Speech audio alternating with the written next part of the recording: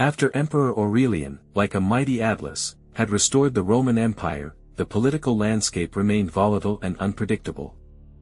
Aurelian's sudden and tragic demise ended his iron-fisted rule, which had until then held back the barbarian tribes, preventing them from encroaching on the powerful empire's borders.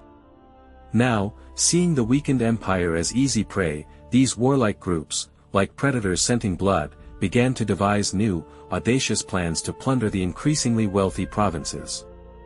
Consequently, Aurelian's successor faced a truly monumental task, not merely to maintain, but to solidify all the achievements so arduously won by the great emperor.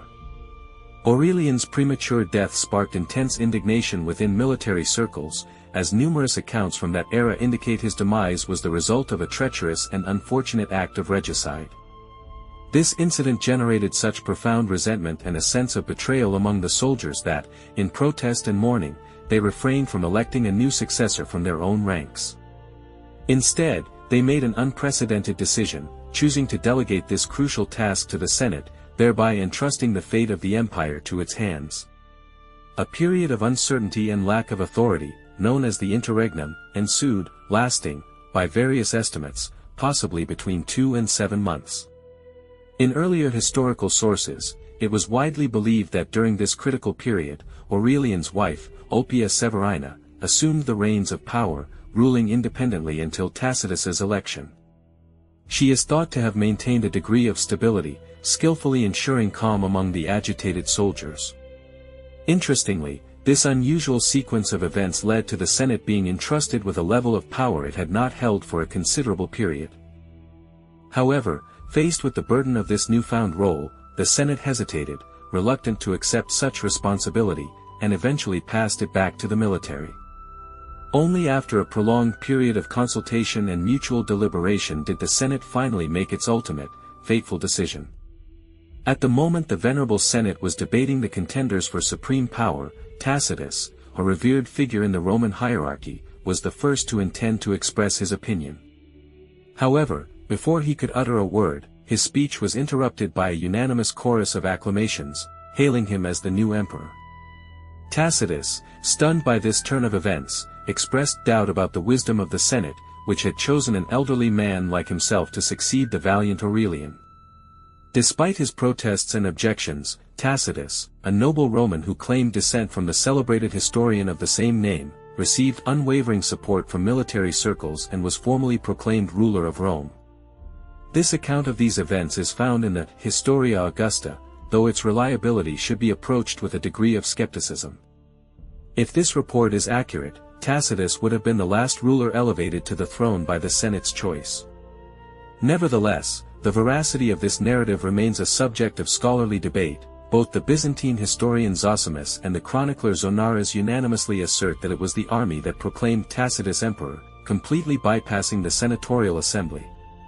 Consequently, his ascension to the imperial throne most likely occurred in late November or early December 275 CE. The early life of Emperor Tacitus remains largely shrouded in mystery. After his formal coronation, persistent rumors circulated that he hailed from an ancient Umbrian family and was one of the empire's wealthiest citizens, possessing a colossal fortune of 280 million sesterces. In an attempt to legitimize these claims, his loyal supporters actively disseminated copies of the works of the historian Publius Cornelius Tacitus, which at the time enjoyed very limited renown, a circumstance that probably paradoxically contributed to their survival to the present day.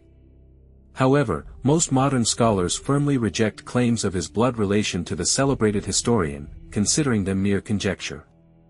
Throughout his long life, Tacitus performed various state duties, notably distinguishing himself by serving twice as consul, once under Valerian and again in 273 CE, earning widespread respect and recognition. Tacitus's ascent to power symbolized a significant deviation from the dominant succession of Illyrian military emperors, provided his Italian origin was indeed confirmed.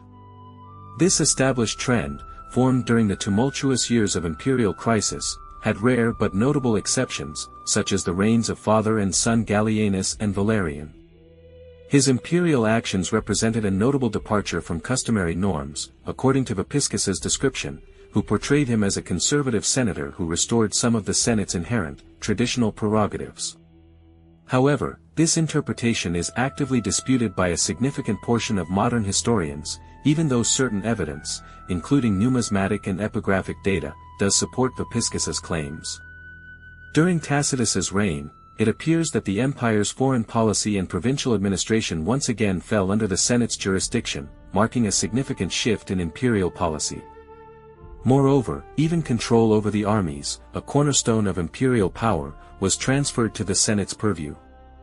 In recognition of these reforms, he was deservedly granted the honorary title of Restitutor Republici, Restorer of the State, or Restorer of the Republic.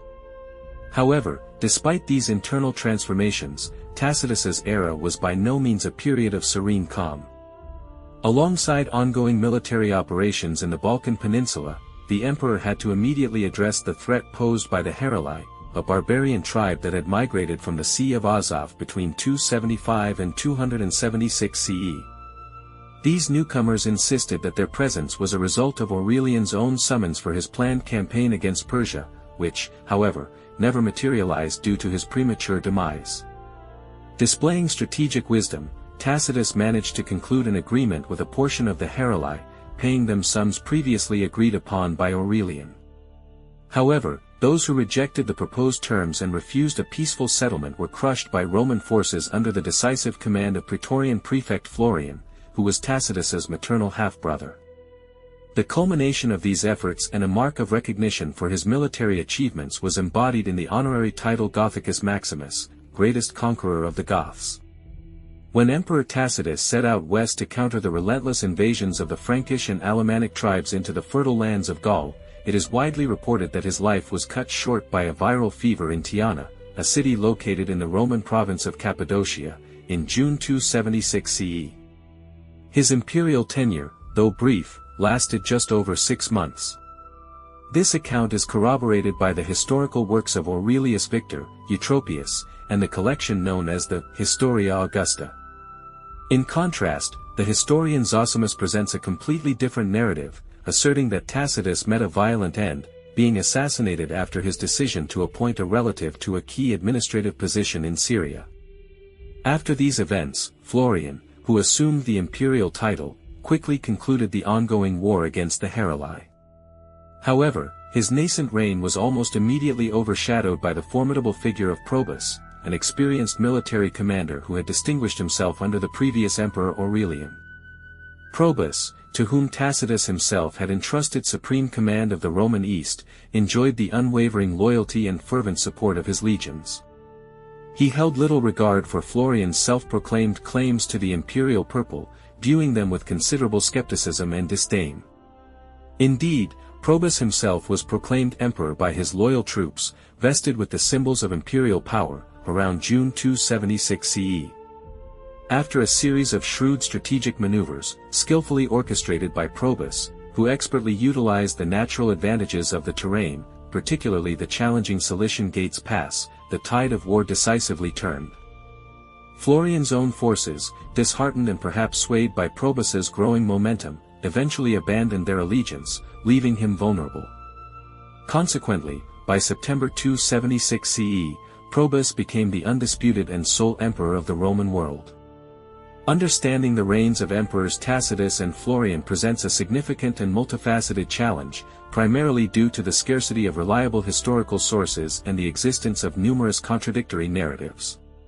Key chronicles, such as the works of Aurelius Victor, Eutropius, and the Historia Augusta collection, often diverge in their accounts, sometimes offering information that resembles allegorical tales more than precise facts.